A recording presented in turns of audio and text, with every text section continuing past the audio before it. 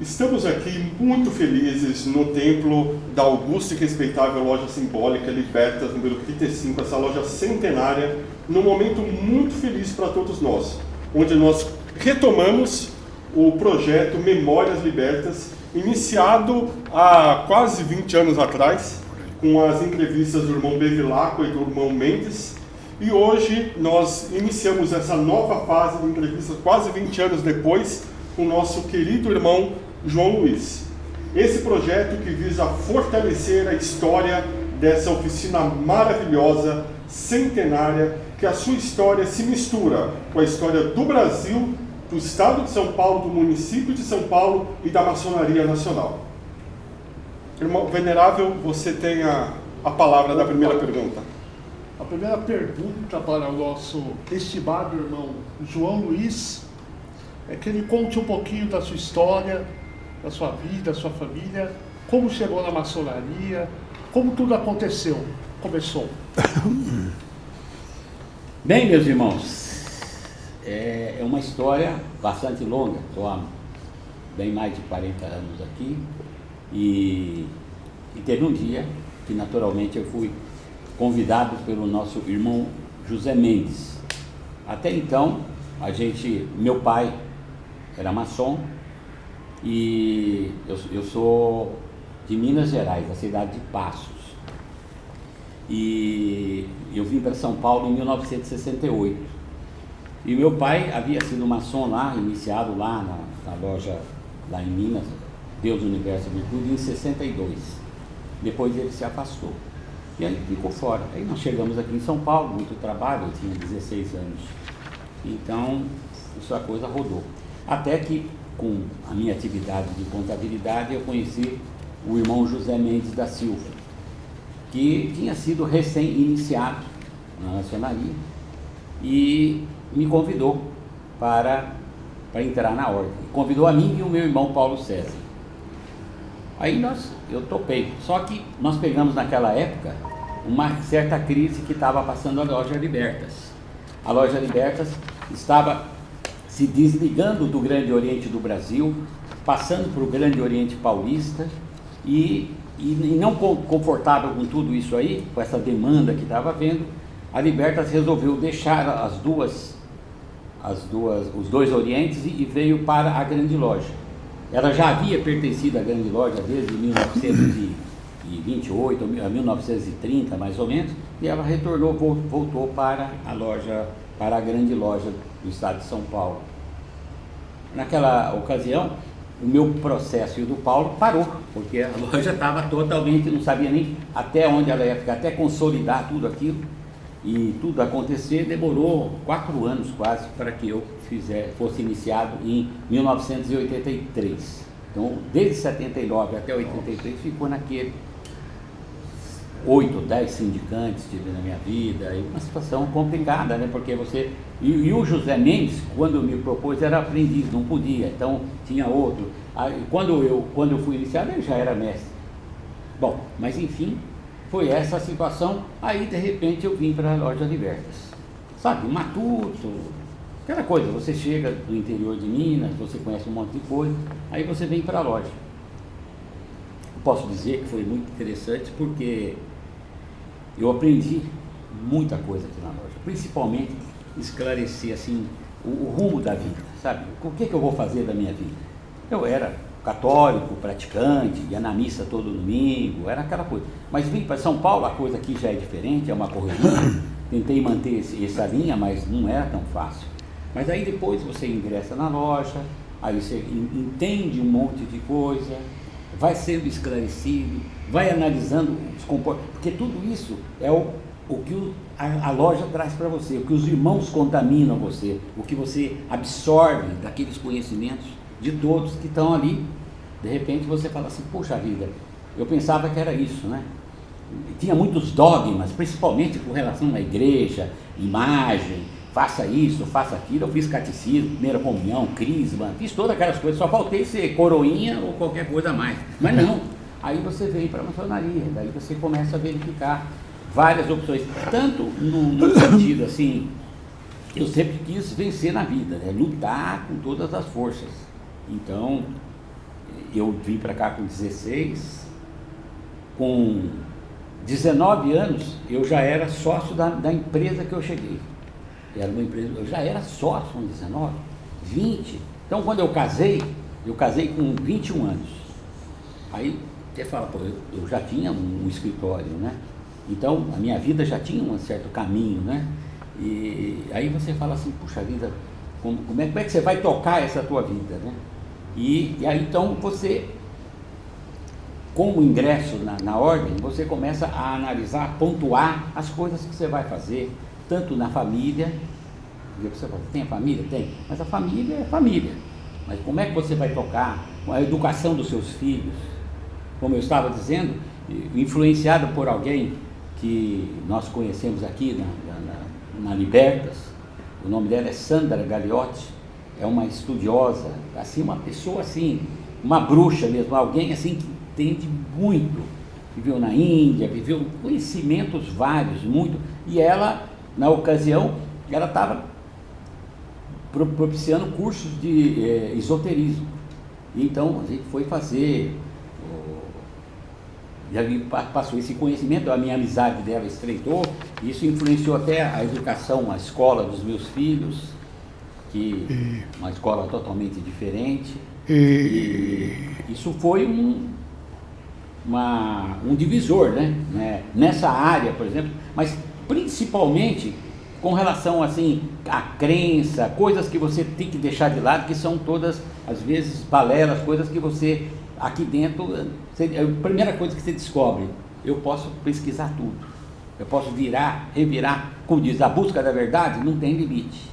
Se eu pudesse colocar num item só, a busca da verdade, você pode fuçar? Pode, olha tudo, vasculha, pensa na humanidade toda, volta, tudo isso daí, você vai ver muitas coisas que acontecem hoje, que aconteceu muito pior do que acontece hoje até, mas você vê que alguém escreveu tudo isso. Então, para me falar assim, em termos de qual foi a influência, foi muito grande. E como foi o seu desenvolvimento na Libertas e depois na administração da GLEP, graus filosóficos ou colaterais? Como foi? Bem, eu ingressei em 83, em 89 eu me tornei venerável.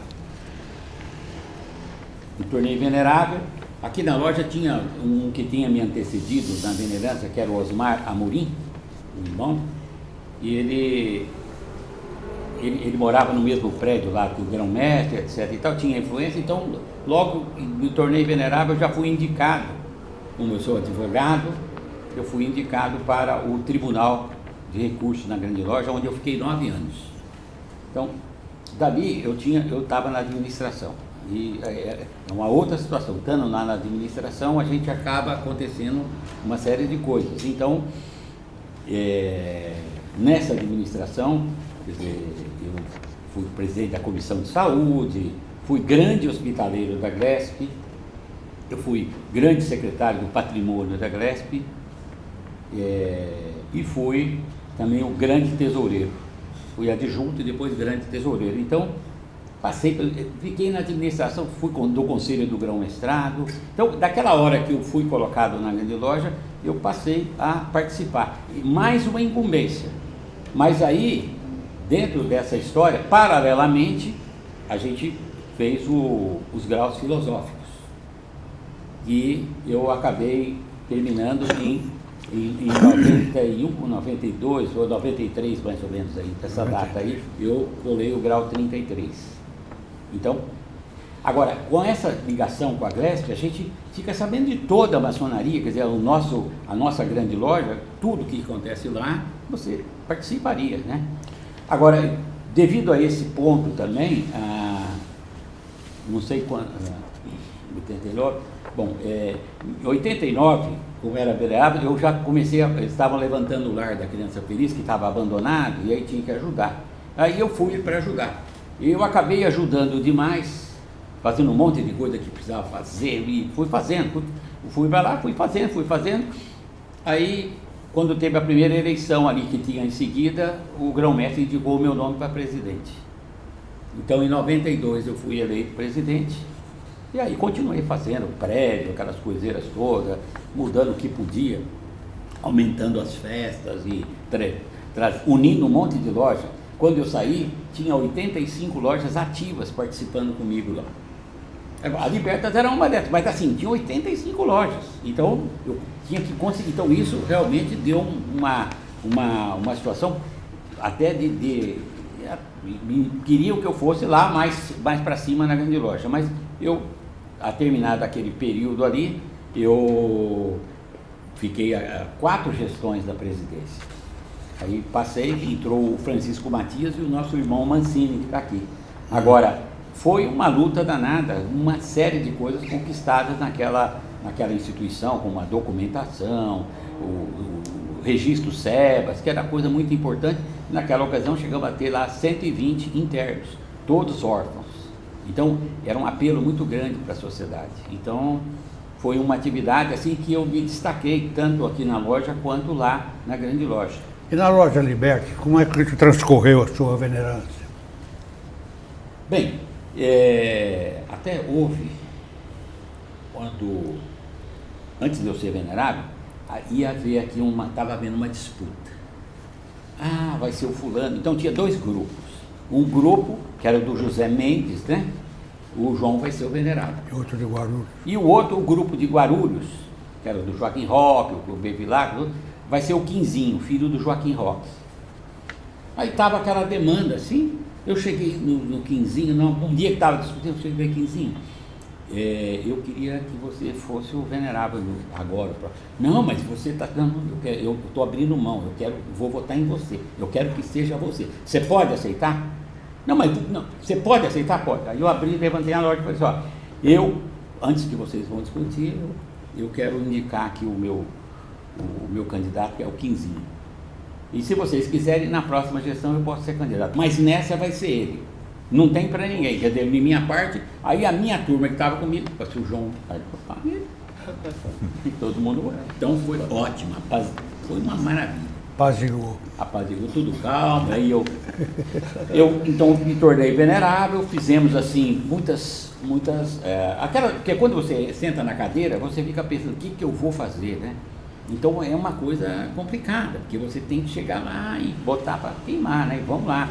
E aquelas reuniões com as cunhadas, toda a segunda quarta-feira de cada mês era reunião com as cunhadas. E você tinha que arrumar alguma coisa para fazer na loja e alguma coisa para entreter as cunhadas. Porque não dava para elas ficarem ali. E daquela quarta-feira a gente saía para jantar. Então escolhia um restaurante e todo mundo ia jantar. Vários lugares assim escolhidos, vamos lá. Então, criou, naquela época, tinha uma afinidade muito grande e uma razão bastante forte, né? E essa ligação, as crianças, tinha uma convivência muito grande. Você está falando das cunhadas, e eu gostaria de saber que reflexo a maçonaria causou a sua mulher e seus filhos. Foi benéfica? Por quê? Bom, na realidade, quando eu ingressei com o meu pedido de ingresso, eu estava casado com a minha primeira mulher. Aí teve um irmão importante aqui na loja que faleceu, e o Mendes falou assim, olha, tem uma cerimônia branca de roupas fúnebres, vai lá. Aí eu fui. Não, eu esqueci o nome do irmão importante, que até tinha uma foto dele, um retrato dele, amigo do Mendes lá. E aí então, eu já vou lembrar, mas assim, aí foi feito eu fui lá, levei a minha mulher e a minha filha pequena, né? Ela ficou no carro, eu falei, não sei, no maçonaria, fui lá no Grande Oriente, me lembro disso. Mas só que aí a vida é aquela coisa, nesse meio de tempo, demorou demais, eu separei da minha mulher. E aí arranjei a outra mulher. Aí eu larguei a minha mulher Sônia e peguei a outra minha mulher Sônia 2. Não dava problema. Sônia 2. Aí Não dava problema. eu me lembro que eu estava assim, continuou aquelas boas de sindicância, eu estava na minha casa com enxaqueca, à noite, chega lá o Valentim, senador, um sindicante, a minha mulher falou, tá com enxaqueca, aí ela me atendeu, a minha segunda mulher, com o meu filho, o pequenininho lá, o Gabriel. E então, aí deu tudo certo, afinal. Então, eu engajei tudo. E o que acontece? Em 2004, eu, na gestão do nosso irmão Mancini aqui, eu apresentei 6 irmãos assim de uma vez só e fizemos a iniciação dos 6 de uma vez só. Então foi assim, na quinta-feira nós iniciamos meus 3 filhos, o Gabriel, o Gustavo e o Juliano. E no sábado, lá no Templo do Lar da Criança, nós iniciamos o Tininho, o Rodolfo e o irmão Vitorello. Então, foi assim, foi legal. Os meus filhos também seguiram, que depois vem as coisas, as atribulações da vida, eles foram até o grau 23, estão até no grau 23. Eu quero ver se um dia eu consigo trazê-los de volta, né? Porque sempre tem problemas, né? Igual eu tive, mas assim, se a pessoa está dentro da loja, fica mais fácil para resolver. Mas se está fora da loja, de repente, problemas e problemas, né? Que muitas vezes você... porque aqui você está dentro de loja tudo você vai procurar encontrar. Você fala, é todo mundo saudável, tudo bem, tá, mas eu tive, o meu filho mais velho teve e tem, né, um problema de alcoolismo, está controlado, mas teve. Então, com isso, automaticamente desvia tanto do progresso comercial, família, maçonaria também, entendeu? Então mas isso você tem que controlar, você tem que estar ali, são coisas que acontecem na vida. Cada um de nós tem uma carga, tem um peso para levar, ou alguma coisa para você fazer. Quanto mais você consegue fazer com alegria e satisfação, melhor vai ser a sua vida. Mas então, a maçonaria influenciou a minha família. Os meus 3 irmãos também são maçons, nós trouxemos eles para cá. Então, na realidade, é uma família de maçom. Mediante o que você falou, João, o que você faria, olhando para o futuro e estando diante dos irmãos que comporão futuramente a Libertas, o que você diria agora para eles? Como uma mensagem? A primeira coisa que eu quero dizer é o seguinte, que eu aprendi muito com os irmãos de loja. Primeiramente, porque você adquire uma confiança que você normalmente não tem, às vezes no seu âmbito familiar, no seu âmbito de trabalho, mas aqui na loja e com isso você consegue resolver muitos problemas da sua vida. Não que alguém vai dizer, mas o caminho, cada um vai indicando, você vai tendo assim uma ideia, porque não é que alguém chega lá e fala assim, você vai fazer do jeito que eu te disse, não, mas alguém fala, eu não fiz assim, eu não fiz assado. E essa conversa sincera, leal, é aquilo que eu digo para aqueles do futuro. Olha, gente, você vai participar de uma confraria, de uma comunidade. Claro que tem uma coisa, todos nós temos que tomar cuidado, que mesmo numa caixa de tomates bonitos, pode ter algum podre no meio. Mas não é por conta disso que você pode desistir. Não é por conta de uma decepção que você vai falar assim, eu vou jogar tudo fora. Eu às vezes penso, um irmão que saiu da loja, e que às vezes o pessoal pergunta por que ele saiu da loja, e eu fico lembrando que logo após a minha gestão, eu era Past Master, e nós tivemos uma crise. Nós tivemos um jantar de final de ano, e numa churrascaria, e o pessoal bebeu muito. E tinha um líder lá, que era o juiz de direito, o cara mais famoso da Libertas, que era o Filardi, Antônio Filardi Luiz. Ele era muito famoso. E ele achava que ele era professor, então podia fazer tudo que ele quisesse, falar por tudo que ele dizia, escrever o livro. Então você fala, vaca sagrada, né? Você tem que tomar cuidado. Todo mundo respeitava, fala Filardi, o que você acha? E ele falava coisas e às vezes falava umas besteiras também, entendeu? E nesse jantar, ele num determinado momento falando para as cunhadas, falou assim, maçonaria, falou um monte de asneira contra a maçonaria, isso aqui o pessoal faz, assim, desmereceu, ele tinha bebido muito e desmereceu aquilo ali.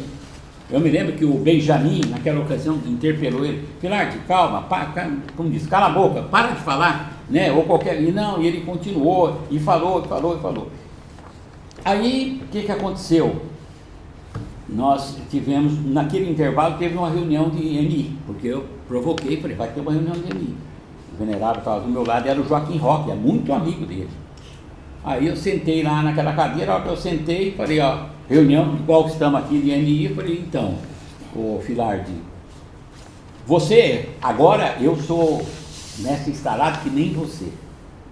Você é juiz, todo bonitão, mas falou um monte de besteira, você fez isso, você fez aquilo. Agora, só que agora eu estou falando de igual para igual. Você tem que retratar dessa coisa toda, por que você fez isso, e aí o pau comeu, naquela reunião de MI. Aí ele disse, não, você não pode fazer isso, falaram um monte de coisa. Eu, não disposto a perder a briga, eu fui conversar com o grão-mestre. Fala, bom, tu não. Mas por que você quer falar? Não, sou o venerável da loja, fui ele, eu quero saber, teve um problema sério, eu preciso de uma ajuda aqui. Nunca tive. Vamos. Aí vamos. Chamou o grande orador, o primeiro grande vigilante, falou, o que aconteceu? Aconteceu isso, o cara fez isso. Aí eu me lembro que o grande orador naquela hora falou, mas o que você quer fazer? Assim, bem numa intimidação, eu falei assim, eu quero continuar com a loja, mas eu não vou sair por conta disso. Eu quero continuar. Foi então, o grão-mestre, então vem aqui que eu vou te passar aqui a cartilha. Aí a primeira coisa, você precisa de juntar a quantidade de irmãos que pode estar com você ou não. Então você aproveita, conversa com esses irmãos e peça para cada um escrever uma carta e dar a opinião sobre aquilo que aconteceu lá. O Chico deve lembrar bem disso. Entrou? Aí eu estou sentado com o PMI, né? Ali do lado, né? Aí a loja em aprendiz, primeiro dia. Bronca sempre tem, primeiro dia, tá? A hora que passou a bolsa, entrou 21 ou 22 pranchas. 21 ou 22, tá? Aí eu sentado do lado do venerável, falei assim, olha, é muita prancha, ninguém estava esperando, é muita prancha. Eu vou deixar para, vai ler todas, eu li do lado, vai ler todas, venerável.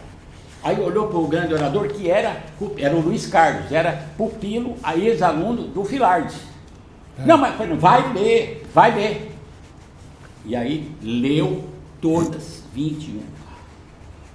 O pessoal descarregou, me lembro que aí, quando acabou o Filardi, que é o juiz, eu vou processar você por isso, vou processar você por aquilo, vou processar o Paulo, você me chamou de asneira, eu falei asneira, é coisa de água, eu não sei o que, e falou lá, né, Chico? Falou. Foi uma situação assim. E nós pedimos para ele processar um por um.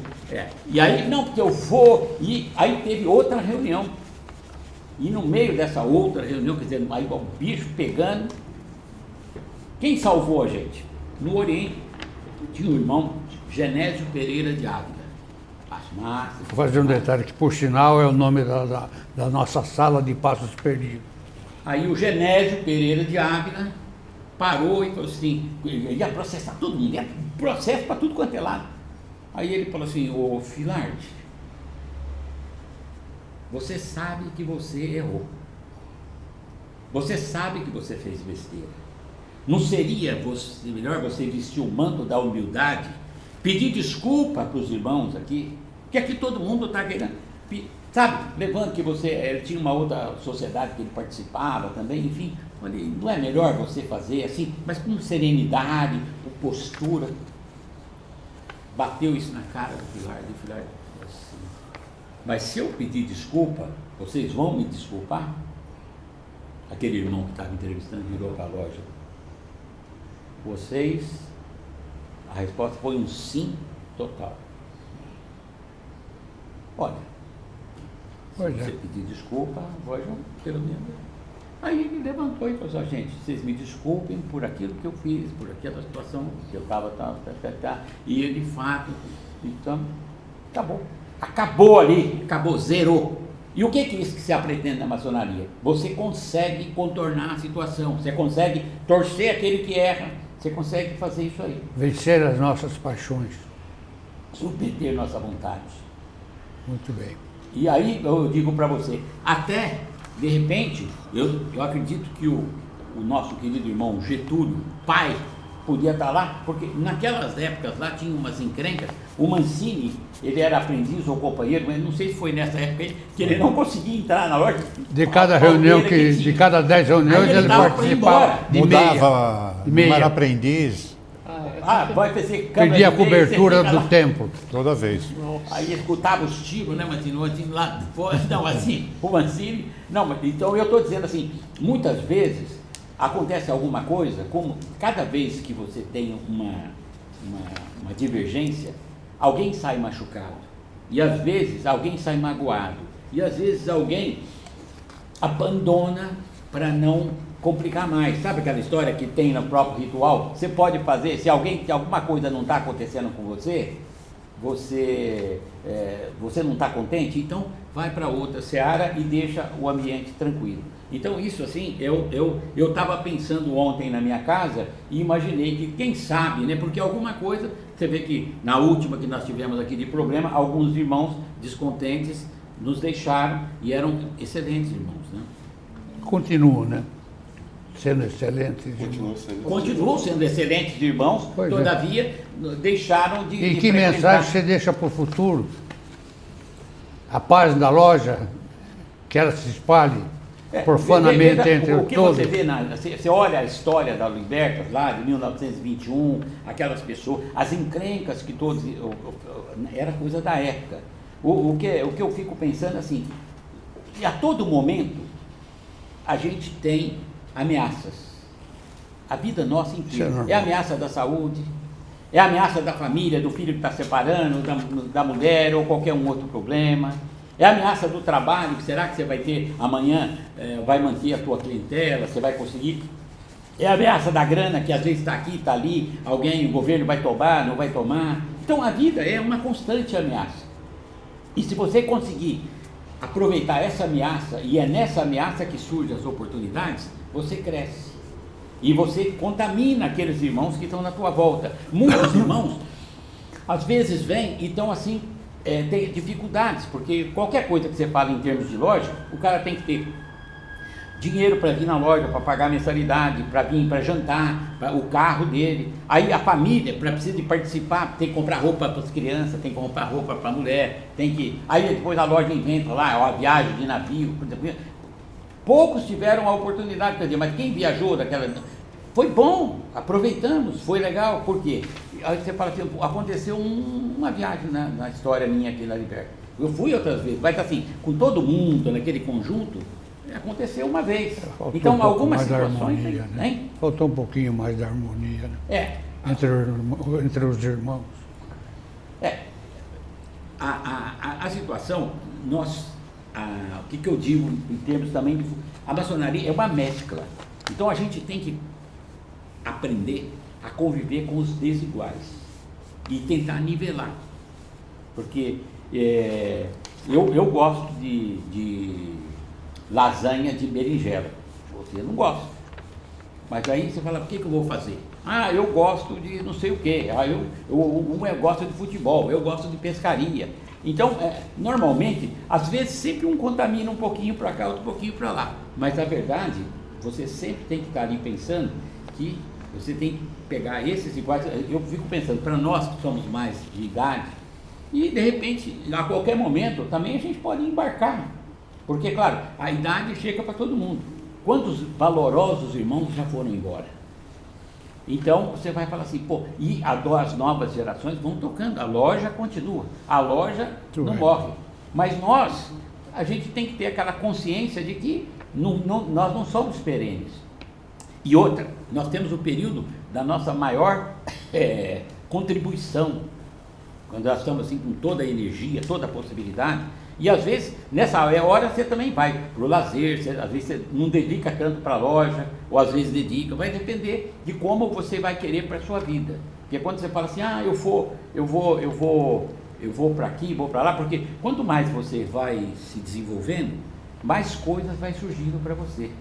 Assim, mesmo para mim, quer dizer, né, nessa história toda, você vai ter que ir na entidade, na CM, você vai na associação comercial, você vai aqui, você vai ali, você vai na Rebrates, aí você vai nas Estrelas do Oriente, você vai comandar isso aqui. Então, tem uma hora que você já nem aguenta de tanta coisa que tem para fazer. Então, você tem que organizar a sua vida para que você possa fazer para cada parte, e você depende muito da compreensão da sua família, de como você criou, de como é que eles fazem, de que jeito que você vai fazer, porque muitas vezes o irmão quer fazer uma coisa, mas às vezes a cunhada não quer. Então ele tem que negociar essa situação, porque ele obrigar a cunhada a querer a força também não dá, né? Então eu digo que hoje assim nós estamos aí, como, hoje não, sempre, mas vamos dizer, numa época, no momento agora da entrevista, você fica ali pensando, pô, como é que vai ser esse amanhã? Como vai ser que a maçonaria vai organizar com a parte da inteligência artificial, com toda essa parte da informática, desse desenvolvimento enorme que tem nisso daí, que a cada vez você vai falando assim, oh, daqui a pouco eu não vou ter mais uma palavra, eu vou ter um QR Code, já está assim, né? Mas assim, a cada vez a coisa vai tomando, é uma evolução, mas como a maçonaria é baseada na situação antiga, muitas coisas daquelas antigas, eu penso que tendem a ser modificadas. Fazem bem, né? Entendeu? Você vai falar, pô, mas como é que eu vou fazer isso para as novas gerações, para os netos que estão chegando, como é que eles vão encarar, como é que a maçonaria vai evoluir? Mas, naturalmente, fica na mão dos irmãos que vão estar aqui, que vão estar dirigindo e que vão estar organizando o caminho futuro, entendeu? Eu não sei aí E João Luiz, agora caminhando para o encerramento da sua entrevista, qual a mensagem que você gostaria de comentar, de falar, algo especial que você não falou ainda na entrevista, que você acha que pode ser... Olha, eu fico muito contente de estar na maçonaria, porque não tem nada que impeça a gente de frequentar.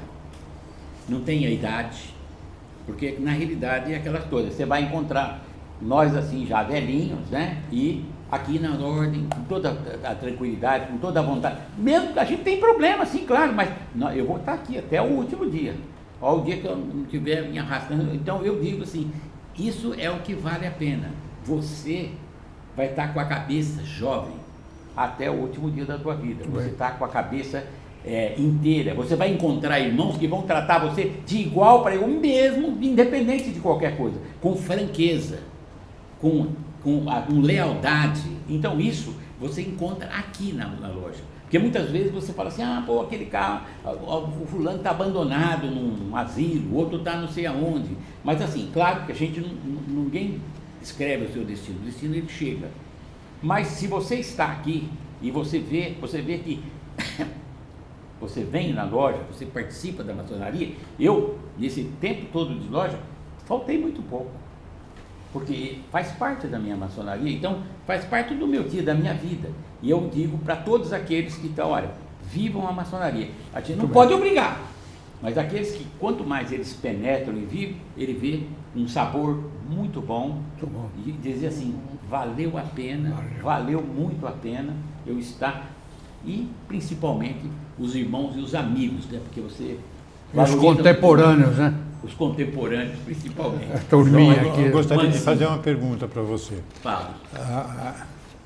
O mundo está mudando muita coisa. Né? E tem mudanças que são a nossa tradição. Como fazer para não deixar acabar essa tradição? Pois é. Eu digo para você o seguinte, Mancini. As mudanças, a gente aprende aqui que o landmark não muda, uma coisa não muda, então você, olha, não mude. Mas se adapta, mas né? você tem que criar alguma adaptação. Como que ela deverá vir? Porque mesmo isso tudo que nós temos aqui na maçonaria, alguma pessoa criou lá atrás. Ele criou essa ordem, com o cabedal que ele tinha na mão. Se ele tinha Eu sempre fico pensando assim, o meu avô falando para mim que ele ia lozinha de mão, um Lozinha. dado assim. Mas eu fui alfabetizado com lousa e giz mesmo. Não, De mas cal. isso é o professor, né? Então esse ele levava de mão, era na carteirinha. Era material seu. Era, a Já professora pensou? chamava, escreve na lousa isso daqui. Se vai falar para ele. Ou no ó, quadro leva- negro, né? É. Desse uma calculadora para ele. Então eu digo o seguinte, a gente devemos assim estar preparados e avaliar o que a gente vai poder fazer em termos de desenvolvimento, envolvendo, como diz, a inteligência artificial e o cacete A4, para que a maçonaria continue tendo essa influência, porque existe aquela coisa de caráter. O caráter que a gente tem, que é formado aqui, que a gente arredonda, acaba de segurar, ele é daqui.